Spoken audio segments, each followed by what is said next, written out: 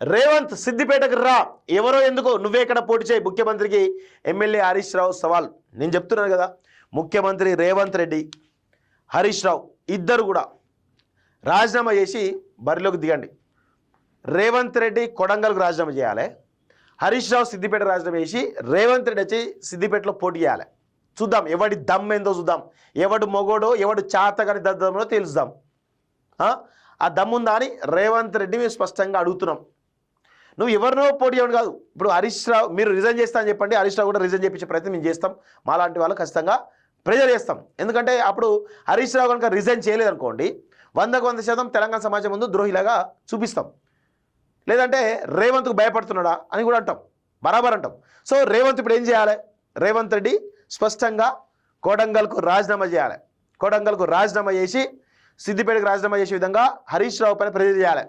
చేస్తే ఇద్దరు రాజీనామా చేస్తే అక్కడ ఎన్నిక వస్తుంది. ఎన్నిక వస్తే ఎవరు మొగల్లో ఎవరు చాతకందమ్మలో తెలుస్తారు. సో హరీష్ రావు చెప్తున్నాడు, ఎక్కడో ఎందుకు నువ్వు వచ్చి నా సిద్దిపేట కాన్స్టిట్యున్సీలో పోటీ చేయని చెప్పేసి సవాల్ ఇస్తున్నాడు. మరి ఈ సవాల్ను స్వీకరిస్తాడా రేవంత్ రెడ్డి?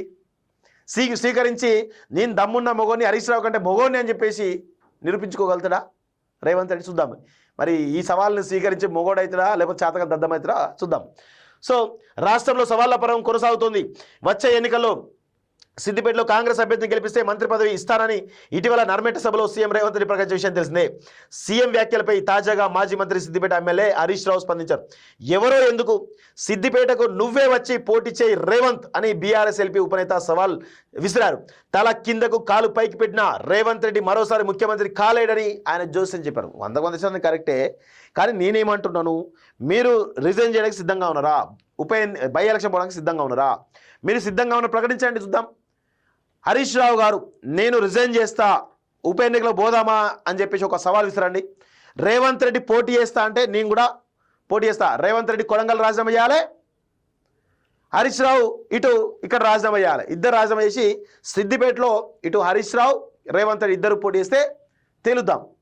ఎవరి దమ్ ఏందో ఎవరి దమ్ ఎంతుందో తేలుద్దాం. అది ఇద్దరికి ఉండాలి.